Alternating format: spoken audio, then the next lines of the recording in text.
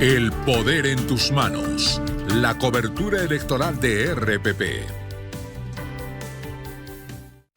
Hemos invitado al señor Jorge Nieto Montesinos, que la mayor parte de los peruanos, yo lo conocía porque somos compañeros de universidad, hace más de 50 años, pero la mayor parte lo conoció cuando trabajó como ministro de Cultura primero y de Defensa después, cargo en el cual tuvo que hacer frente al Niño del año 17 y organizó el COEN y movilizó a las diversas entidades públicas. De esto hace 9 años, estamos en una situación que puede ser parecida este año.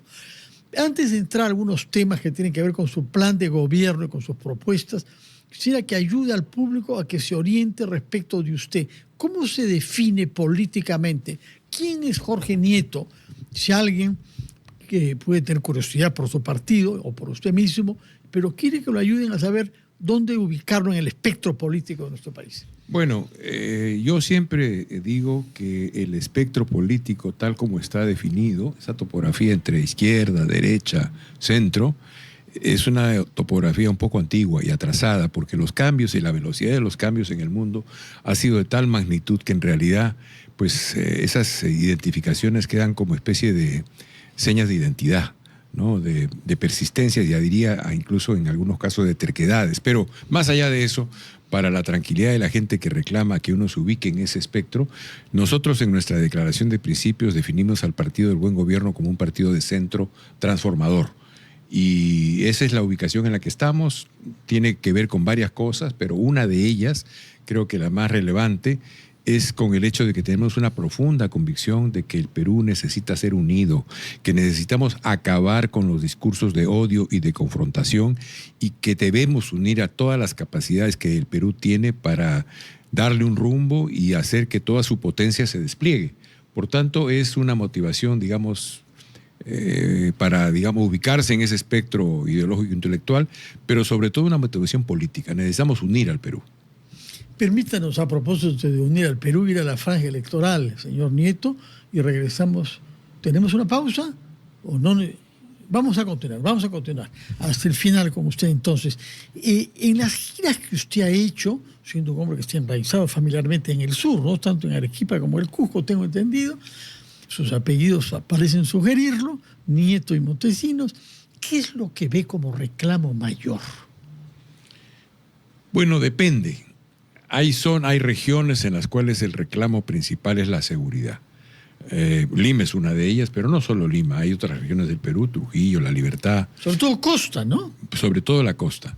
Hay un reclamo muy profundo de necesidad de tener seguridad ciudadana, un reclamo a los políticos por su ausencia en este tema, por su inoperancia y su incapacidad, y este es un tema dominante.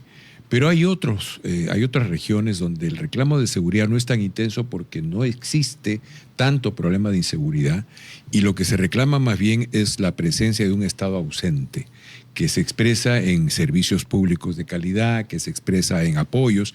Yo acabo de estar ayer en Huancavelica, en Tayacaja, en Pampas, Tayacaja, una zona muy hermosa del célebre país. Por las orquídeas, es la gran capital de la orquídea en Perú. Así es, y además por ser un centro de producción hidroeléctrica, porque tiene buena parte de la producción energética del país surge en esa región. Sí, pues, de modo que hable sobre las flores antes. No, está muy bien, a mí me encantan las orquídeas además. Pero le decía que allí el reclamo es más bien de presencia del Estado, de créditos, de apoyo técnico para los agricultores, de presencia. Tuve una conversación de más o menos media hora con 2 señoras que eran madres de familia. Una de ellas tenía una discapacidad. Me señalaron el viacrucis de su vida y cómo, a pesar de que existen leyes que obligan a la contratación del 5% de personas con discapacidad, estas no se cumplen y estas personas son marginadas. Me presentaron un grupo de mujeres, madres solteras, que también necesitan pues apoyos, tanto en el espacio laboral como en la propia, en el propio desarrollo de la crianza de sus hijos. Reclaman guarderías, tengo que trabajar y con quién lo dejo. Este es un mundo que reclama más la presencia de un Estado con capacidad de dar servicios públicos. Entonces, es diferente según regiones, ¿no? De acuerdo. Ahora, usted ha tratado, por lo que he visto, de llevar a personalidades de la sociedad civil en sus listas parlamentarias, personas que no han hecho política antes, digo algunas al menos, ¿no? He podido reconocer, por ejemplo, al señor Luis Nugent, que es un historiador y un psicoanalista destacado. Luis Guillermo Nugent, creo. Lo conocíamos como Luis cuando éramos compañeros de la universidad. Willy Nugent, sí. Guillermo Nugent, sí. Y que tiene un libro importante sobre la choledad, ¿no? El laberinto de la choledad. Parafraseado a Octavio Paz para plantear los temas de las dificultades que tenemos para entendernos entre las diversas comunidades étnicas. Y también una persona como Luis Quispe Candia, un especialista en temas de tránsito y las víctimas producidas por eso. El tema es de actualidad. Sí.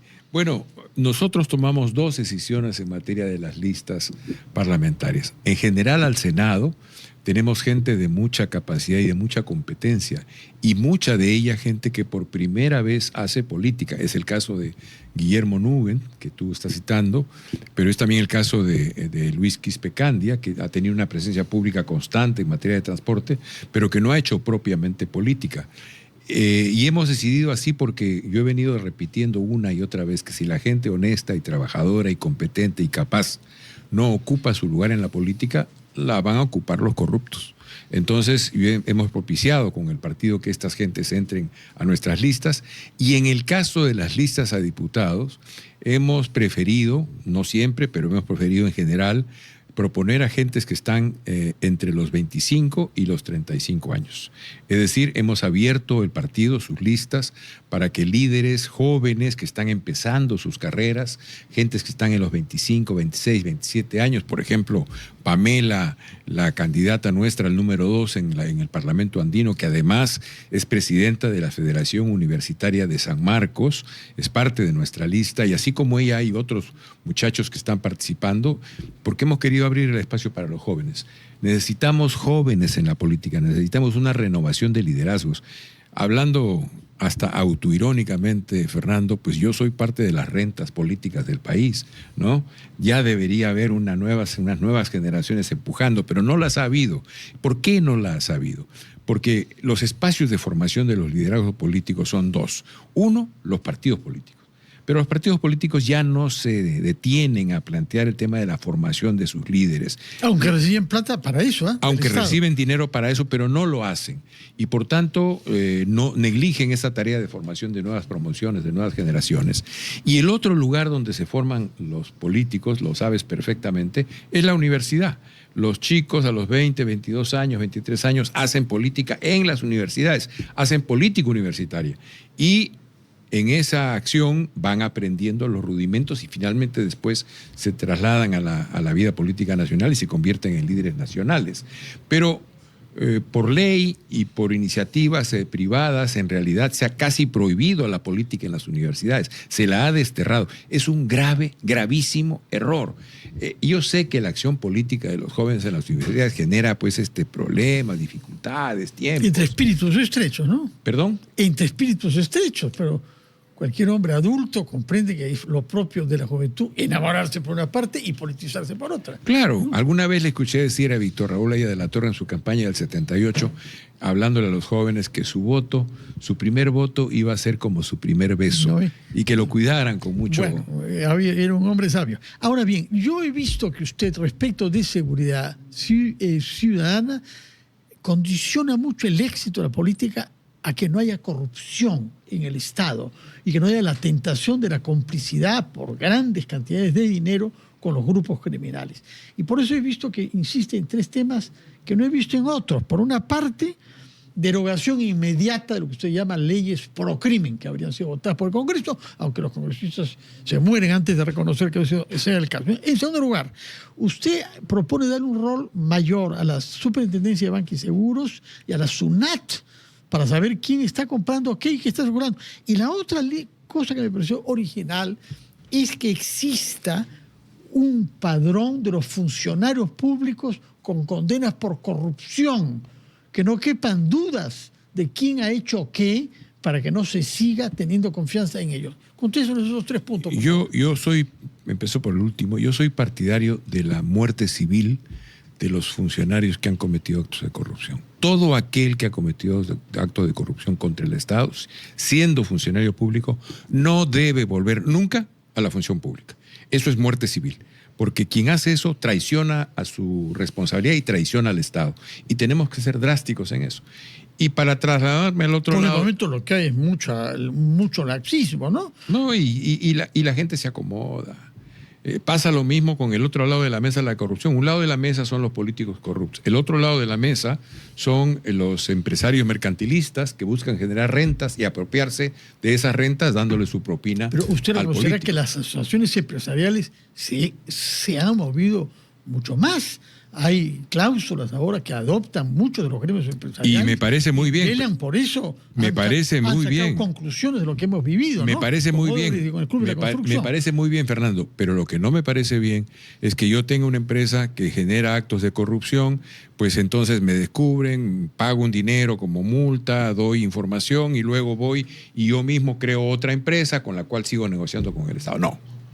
Muerte civil para el político corrupto, muerte civil para el empresario mercantilista que ha corrompido y ha mancillado la ley de la República. Por tanto, tenemos que ser en eso muy drásticos. Eso, registro y muerte civil. Los otros dos temas, el rol de la SBS y de la SUNAT. Mire, hay muchos temas que tienen que ver con el conocimiento de la circulación de los dineros y también de la información.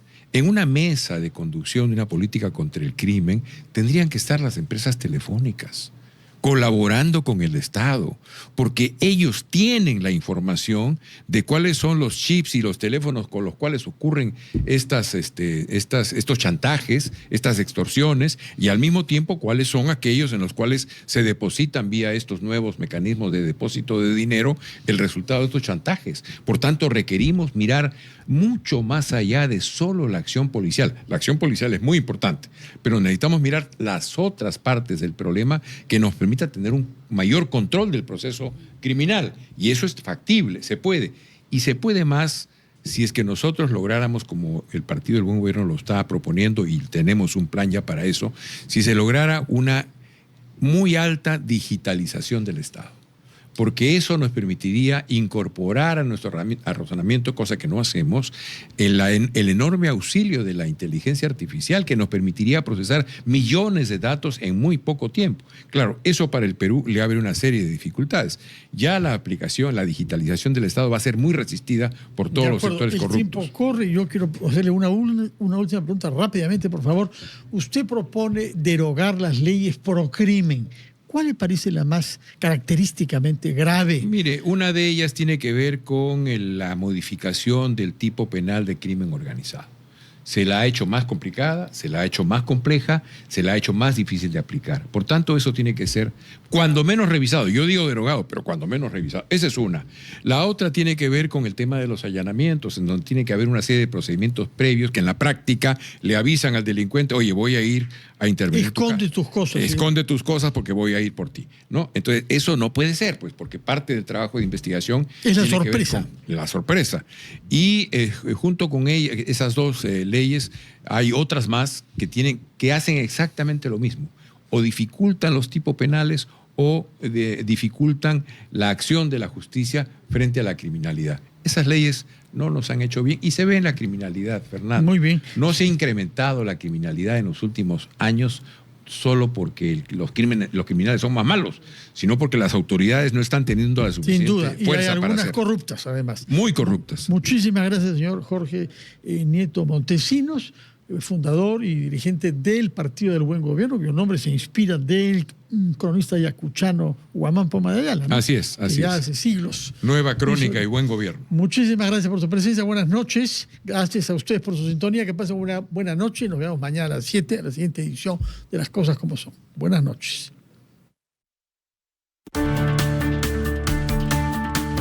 El poder en tus manos. La cobertura electoral de RPP.